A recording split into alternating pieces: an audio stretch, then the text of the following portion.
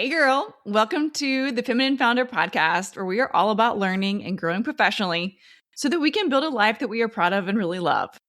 My name is Caroline, and I'm a social media marketing expert obsessed with helping female entrepreneurs with starting, growing, and scaling their personal brands and business online. This podcast is all about sharing our stories and learning from each other on how to navigate our professional journey so that we can live our best lives. So if you're just starting out or are growing and scaling an epic company, you're in the right place, friend.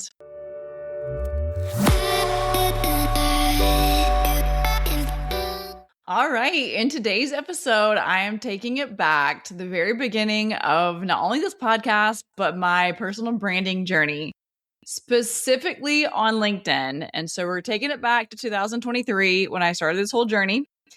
And I wanted to tell you exactly what worked and what didn't work when it came from building my personal brand and podcast. Okay. And this episode is mainly going to be focused on personal branding, specifically on LinkedIn. Okay. Because at the time, if you guys remember, I was still a recruiter. I was an executive search recruiter with a firm based here out of South Carolina.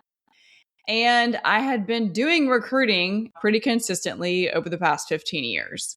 So when I started my recruiting journey back in 2010, I was placing temporary employees, entry-level professionals, receptionists, file clerks, legal secretaries, data entry professionals, you name it. Okay. So fast forward 15 years later, and then I'm placing the C-suite professionals. So CEO, CFO, COO, executive directors. I was placing people in executive positions within big Fortune 500 companies. I was working with private equity groups when they would go and change out their executive staff. I was working with small, medium-sized businesses when they had to do an executive replacement. Maybe someone was getting canned or fired, or maybe somebody just was tired of running their company and they wanted someone else to come run it. All different situations. That's all happened. Maybe somebody was on the way out to retirement. You just name it. So I've seen a lot of different hiring scenarios, and the common and primary place of the tool I was using when I was recruiting entry-level people versus and all the way up to C-suite is I was using LinkedIn. Okay. And LinkedIn has evolved. So I had actually been on LinkedIn for over 15 years at this time. And at the time, I had just used it for my corporate job. Well, in 2023 is when I made the leap to start my personal branding journey. And I don't care if you're listening to this podcast and you work in corporate or you own a business, you're an entrepreneur, you need to be building your personal brand on LinkedIn. And if not LinkedIn, another social channel, because you want people to know who you are, what you do, who you serve. And you have less than 3 seconds to capture their opinion. And I will tell you, most professionals are hanging out on LinkedIn rather than some of the other platforms like Meta, Facebook, Instagram. Because on those platforms, people are doom scrolling, they're looking to be entertained, they're watching cat videos or whatever.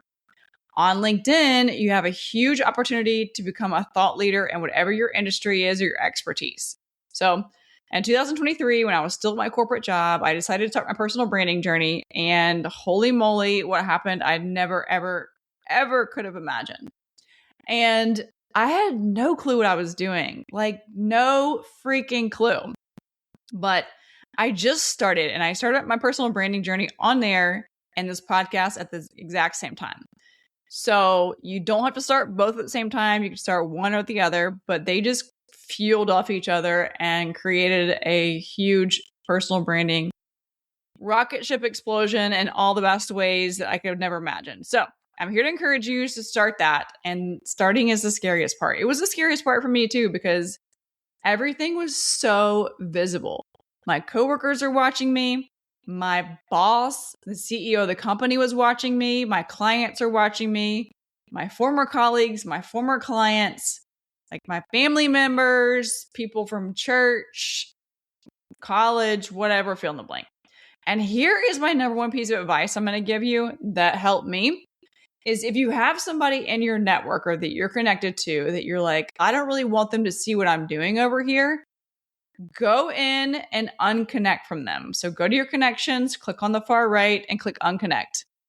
That way they don't see your stuff and your posting, and they also don't get a notification. So they have no idea that you boot them out of your ecosystem. And it will just be a huge relief as far as like, if there's someone like, oh, I don't want my old boss to see this, but we're connected.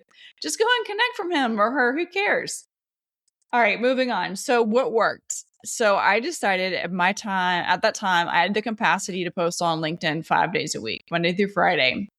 And y'all, when I first started my journey, I had no clue what I was doing. I had so many cringe posts, so many crickets. People were watching me. They were saying comments to me like, oh, how's your little LinkedIn posting going? How's your little podcast going? And now, fast forward 3 years later, they're like, how the heck did you do it? So, and any media that you've seen that I've done, been featured in articles, I've been a guest on over 100 podcasts. I've been featured in over 45 media outlets completely organically. I've never paid a PR firm. I've never paid to have anything featured. You guys, the people that are publishing these articles, these materials, who have these magazines, who have these larger platforms, they are looking for material all the time. And the place for them to start seeing you show up is on LinkedIn. Also, the average user on LinkedIn makes over $100,000, which means they have the money to spend with you on your products, offers, or services. Okay. When I first started my LinkedIn journey, 1% of people were posting content with over 1 billion users. Now that number has fast forwarded up to 3%, which means if you're going to get in the LinkedIn game, now is the time to do it. Okay. Because trust me, in the next 3 to 5 years, that number is going to continue increasing, which what that means is more competition.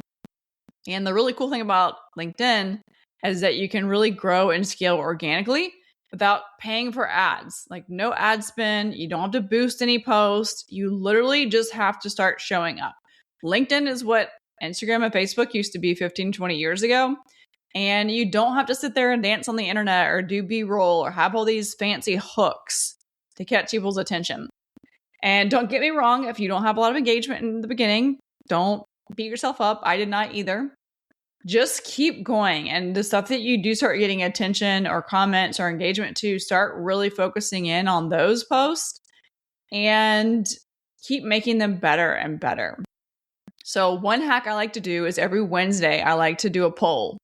And I like to talk to my audience and I like to ask them questions like, what do you want to hear on the podcast?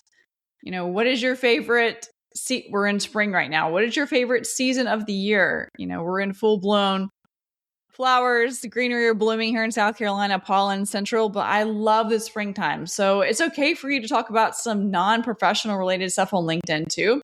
Trust me, it's okay. I literally had a post that I did about my dogs, my 2 Weimaraners, Xena and Zara, go freaking viral on LinkedIn, talking about them being my podcast managers. So now I wouldn't do a post like that all the time on there, but once a month or once a quarter is completely okay. At the end of the day, people, yes, they want to know you as the thought leader, as the professional, but they also want to know you as the human. Like, who is the human behind this personal brand? And the more you can give on that, the more engaged and connected your audience is going to feel. Now, there's a couple things that are no-nos for LinkedIn. I would say no cussing, no politics, and no religion. Everything else is fair game. So whatever it is that you do, your profession, your niche, start talking about it, and you will be considered a thought leader and an expert. And I would say give yourself at least 3 months to start working at growing LinkedIn muscle. And then by month 6 to 8 is when you're really going to see a lot of growth. And again, it's a great place to get visibility for if you want to speak on stages, if you want to be a podcast guest, if you want to write a book, if you want to start a business, if you want to be considered an expert witness in something, LinkedIn is the place to be for all of that. And even if people don't engage with your post or like it, I guarantee you they're watching you. So when I was recruiting at my last job, I had been a headhunter 15 years. I was recruiting the C-suite professionals. These are the high 6-figure, 7-figure, 8-figure income earners. Guess where they're hanging out? On LinkedIn. And the magic's happening in the DMs on LinkedIn, okay? So when you connect with someone, I would highly encourage you to send them a DM. Don't connect it to your connection request, but send it to them separately. And if you are super busy like me or this is just too much. You need to outsource this either to a virtual assistant or to someone else on your team. But say their name, Caroline, nice to meet you. I look forward to connecting further. You're going to get one of 3 responses. 1, they're going to ghost you.